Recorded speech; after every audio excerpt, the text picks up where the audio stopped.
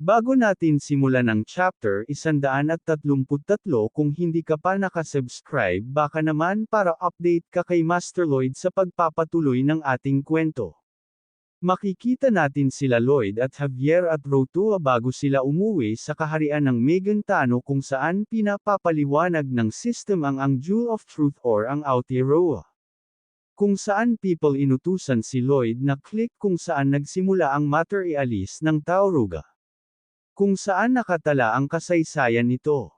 Kaya pinakita ang mixing flashback kung saan naganap ang digmaan ng Age of Myths kung saan naglaban-laban para sa Aotearoa. Kung saan ang isang mermaid na nakapaghiling pa sa critical na sandali na natanong ito sa Aotearoa na kung mananalo ba sa digmaan ang merfolk, note ang Aotearoa ito ang unang tawag sa Jewel of Truth.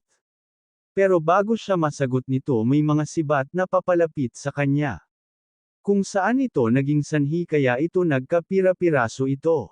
Kaya ang mga various tribe pinagkukuha ito para gawing gantimpala sa kabilang pagkapanalo. Kung saan ang isang higantay na nagdala ng mga piraso sa ibabaw ng lupa. Kung saan nagtayo ang mga higantay at mga tao magkasamang nagtayo ng kaharian pero hindi nagtagal nagkaroon ng rebellion kung saan naubos ang mga higantay. Kaya nagkaroon ng pag-reform ang kaharian. Kung saan ginamit ng mga tao ang Tauruga bilang pundasyon ng kaharian. Kaya lumipat tayo sa kasalukuyan sa palasyo ng Megantano. Kung saan may salo-salo nagaganap dito. Kaya merong isa na nagsabi hindi ko alam kung bakit hanggang ngayon wala pang sinabi ang Reyna sasabihin kamo saad naman ng isa. Siguro dahil sa nangyari sa nakaraang naganap na party kung saan para siyang ginawang manikang basahan ng Bone Dragon kung saan kinain siya ng kahihiyan. Pero tignan mo siya mukhang hindi naman yung mukha niya tila hindi nahihiya saad pa ng usap-usapan habang ang Reyna na kumpiyansang nakatindig ito. Ano malaking kalokohan lang ba ang pagtalo niya sa dragon saad pa ng isa habang si Lloyd nakikinig sa likod nito. Kaya napangiti na lang itong si Lloyd na may binabalak na namang gagawin. Kaya sumipol na lang ito pang tawag kay Draghi.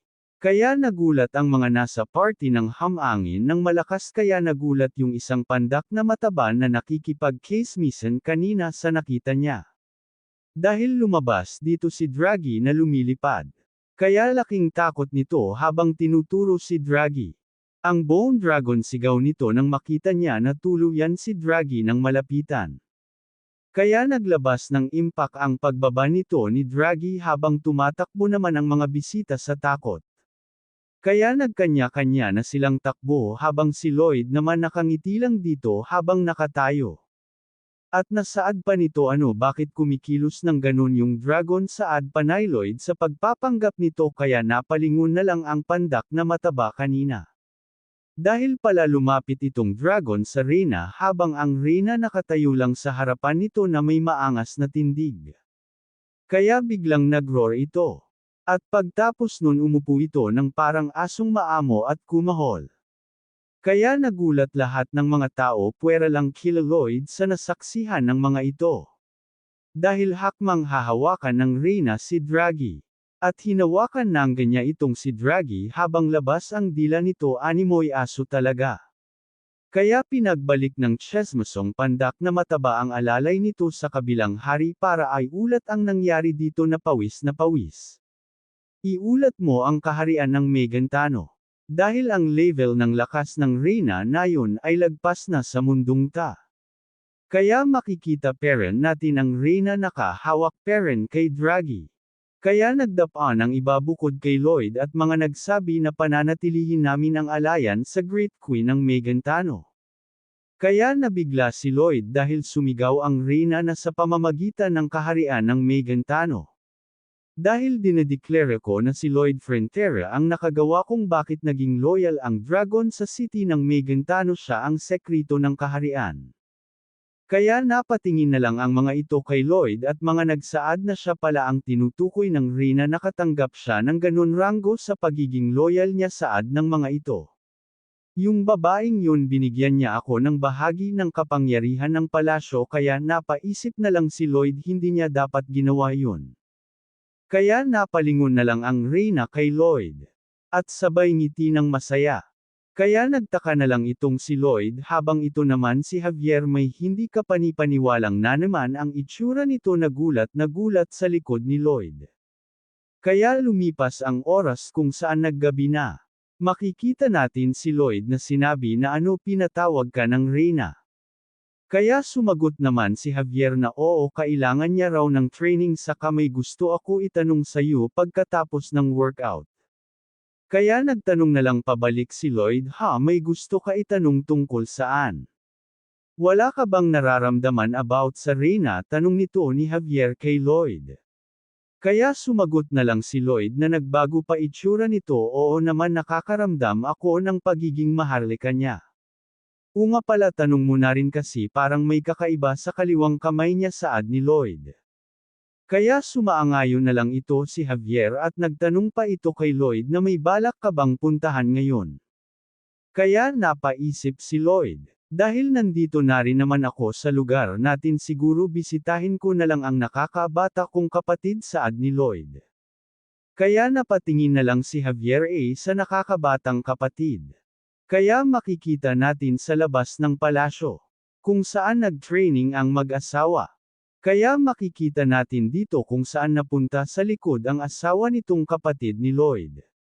Kung saan papasugod na itong si Scheherazade. Kaya napalingon na lang ang ito.si Julian. Kung saan hinalikan lanang siya nitong asawa niya at sinabing nahulit-ulit kita. Kaya sumigaw na lang itong si Julian na wag mo nga akong paglaruan. Kaya hinalikan na lang ni Julian sa kamay itong si Scheherazade at tinawag niya itong surprised attack. Kaya tinanong niya ito si Scheherazade na hindi pa ganun kahaba ang laban natin ano masasabing mo bang nanalo na kolandian pa ng dalawa. Ang hindi nila alam na palihim na pinapanood sila ni Lloyd na hindi mapinta dahil sa nakita niya. Kung saan napapabulong nito yun na ba yung counter sa Counter-Strike. Kaya kung saan nagsaad itong si Lloyd na so ine-enjoy mo ang maganda mong buhay kung saan hindi ko na-experience kung saan sinusupo niya pa ito ng kung ano-ano sa inggit. Kaya umalis na lang si Lloyd habang naririnig niya peren ang usapan ng mag-asawa. Kaya bago umalis si Lloyd lumingon pa ito patungo kila Julian at Scheherazade. Kung saan nag-baby time sana all. Kung saan naisip ni Lloyd ang dapat nangyari kay Julian at Scheherazade. Pero iba na dahil makikita natin na masaya na sila sa buhay mag-asawa. Kaya napaisip na lang si Lloyd na manatili kayong masaya at sisiguraduhin ko yun saad ni Lloyd. Kaya tuluyan na nga itong naglakad papaalis si Lloyd. Pero di alam ni Lloyd na kaabang na pala si Lando sa madilim na iskinita na sinisi si Lloyd sa pagka-expelled nito sa school. Ikaw panginginig nitong bigkas. Kaya napalingon na lang itong si Lloyd sa kinaroroonan ng nagsalita. At bigla itong lumusab kay Lloyd at minumura siya nito habang may hawak na patalim na may mana. Kaya hanging dito muna matatapos ang ating chapter 133 abangan kung anong mangyayari sa ating bida na si Lloyd kaya mag-subscribe ka na.